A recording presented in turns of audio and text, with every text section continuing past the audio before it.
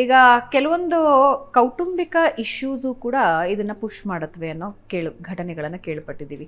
ಕುಟುಂಬದಲ್ಲಿ ಮಕ್ಕಳು ಮಾಡ್ಕೊಳ್ಳೋದಕ್ಕೆ ಇಷ್ಟ ಇರೋದಿಲ್ಲ ಅಥವಾ ಬೆಳೆಸೋದಕ್ಕೆ ಇಷ್ಟ ಇರೋದಿಲ್ಲ, ಇದನ್ನೂ ಹೆಣ್ಮಕ್ಳು ಫೇಸ್ ಮಾಡ್ತಾರೆ ಅಂತ.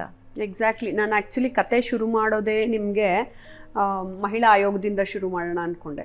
ಅನೇಕ ಕೇಸಸ್ಗಳು ಮಹಿಳಾ ಆಯೋಗದಲ್ಲಾಗಿರಲಿ ಅಥವಾ ಕಾರ್ಪೊರೇಟ್ ಕಲ್ಚರಲ್ ಎಲ್ಲೋ ಬಂದಿರೋರು ಅನೇಕರು ಧೈರ್ಯವಾಗಿ ಬಂದು ಕಂಪ್ಲೇಂಟ್ ಕೊಟ್ಟಿರ್ತಾರೆ.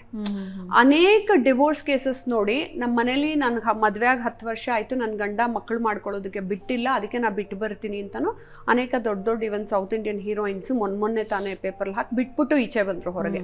ಅದು ಕುಟುಂಬದಲ್ಲಿ ದೊಡ್ಡ ವ್ಯಕ್ತಿಗಳು ಕೂತು ನಿರ್ಧಾರ ತಗೋಬೇಕು ಅಥವಾ ಗಂಡ ಹೆಂಡತಿ ನಿರ್ಧಾರ ತಗೋಬೇಕು. ಗಂಡ ಹೆಂಡ್ತಿದ್ ಮಾತ್ರ ನಿರ್ಧಾರ ಅಂತ ಅಂತಾರೆ, ಬಟ್ ನನ್ನ ಪ್ರಕಾರ ಅದಲ್ಲ. ಕುಟುಂಬದಲ್ಲಿ ಇವನ್ ದೊಡ್ಡವರು ಕೂಡ ಫೋರ್ಸ್ ಮಾಡಬೇಕಾಗತ್ತೆ ಕೆಲವು ಸತಿ. ನೀವು ಬೇಗ ಮಾಡ್ಕೊಳ್ಳಿ ಮಕ್ಕಳನ್ನ, ಮಕ್ಕಳು ಬೇಕಾಗ್ತಾರೆ ಅಂತ ಅನ್ನೋದನ್ನ. ಆಮೇಲೆ ನಿಮ್ಮ ಫೈನಾನ್ಷಿಯಲ್ ಪರಿಸ್ಥಿತಿ ಕೂಡ ಇದ್ರ ಮೇಲೆ ಪ್ರಭಾವ ಬೀರುತ್ತೆ. ಅನೇಕರು ಹೆದರ್ಕೊಂಡ್ಬಿಡ್ತಾರೆ ಮಕ್ಕಳು ಹುಟ್ಟಿದ ತಕ್ಷಣ. ಈ ಇದರಲ್ಲಿ ಕಾಂಪಿಟೇಟಿವ್ ವರ್ಲ್ಡ್ ಮಕ್ಕಳಿಗೆ ನಾನು ಅಷ್ಟು ಫೀಸ್ ಕೊಟ್ಬಿಟ್ಟು ಸ್ಕೂಲಿಗೆ ಸೇರಿಸ್ಬೇಕು ಅಂತ. ನಾನು ಹೇಳೋದು, ಎಷ್ಟೋ ಜನ ಪಾಪ ಕೆಲಸದವ್ರು 2-3 ಮಕ್ಕಳೇನೆ ಸ್ಕೂಲ್ಗೆ ಹೋಗ್ತಾರೆ. ನಮ್ಮ ತಾಯಿ ನಮ್ಮ 3 ಜನ ಹೆಣ್ಮಕ್ಳನ್ನ ಸಾಕಿದ್ರು ತಂದೆ ಇಲ್ದೇನೆ. ಸೊ ಹಾಗಿರೋ ಪರಿಸ್ಥಿತಿಲಿ ಇದ್ದಾಗ ಮಕ್ಕಳನ್ನ ಸಾಕೋದು ಕಷ್ಟ ಏನಲ್ಲ.